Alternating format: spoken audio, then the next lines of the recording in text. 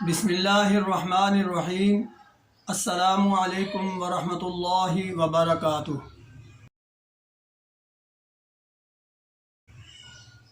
حکیم حافظ ذوالفقار احمد چوہان آپ سے مخاطب ہے۔ آج ہم آپ کو جلد کی ایک اہم بیماری کے متعلق اویئرنیس دینے والے ہیں، وہ ہے چھپاکی۔ عرف عام میں اس کو چھپاکی کہا جاتا ہے۔ جلد کی یہ صورتحال ہوتی ہے کہ ابھار سے بن جاتے ہیں اور انتہائی زیادہ خارش ہوتی ہے۔ جب ہم خارش کرتے ہیں تو وہاں سے گرمی کا اخراج ہوتا ہے، بہت زیادہ تپ محسوس ہوتی ہے، ایسے لگتا ہے کہ بہت زیادہ جلن جو ہے وہ ہمیں اکسا رہی ہے کہ بار بار خارش کریں، اور خارش کرتے رہنے کو ہی دل کرتا ہے، یہاں تک کہ دل میں بہت زیادہ بے چینی محسوس ہونے لگتی ہے اور دل گھبرانا شروع ہو جاتا ہے۔ تو ایسی صورتحال میں ہم چھپاکی کا غذائی علاج آپ کے سامنے پیش کریں گے اور اس کا علاج بالدوا بھی آپ کے سامنے پیش کریں گے۔ تو غذا کے طور پر آپ ابلے چاول دودھ اور شکر ڈال کر یہ استعمال کر سکتے ہیں۔ اس کے علاوہ آپ چاولوں کی دودھ کے ساتھ پکی ہوئی کھیر بھی استعمال کر سکتے ہیں۔ جو کا دلیا دودھ میں پکا ہوا، یہ بھی اچھی غذا ہے اس صورتحال میں۔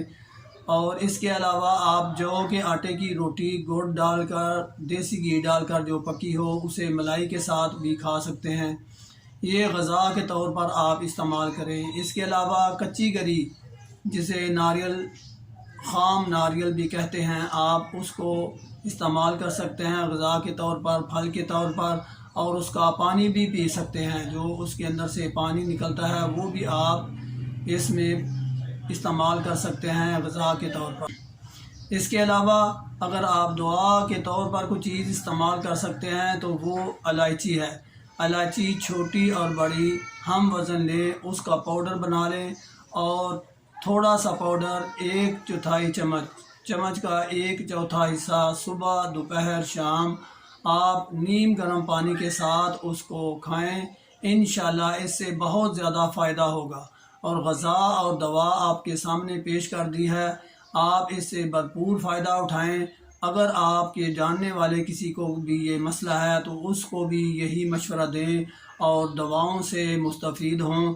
میرے لیے بھی دعا کریں۔ ہم آپ کے اس چینل کو بہت زیادہ محنت سے لانچ کر رہے ہیں، آپ اس کو خود بھی اور اپنے دوستوں کو بھی کہیں کہ اس کو سبسکرائب ضرور کیا کریں، تاکہ ہماری تمام ویڈیوز آپ کے گوش گزار ہوتی رہیں، آپ کو بھی فائدہ ہو اور آپ کے جاننے والوں کو بھی فائدہ ہو۔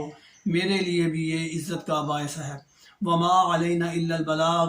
السلام علیکم ورحمۃ اللہ وبرکاتہ۔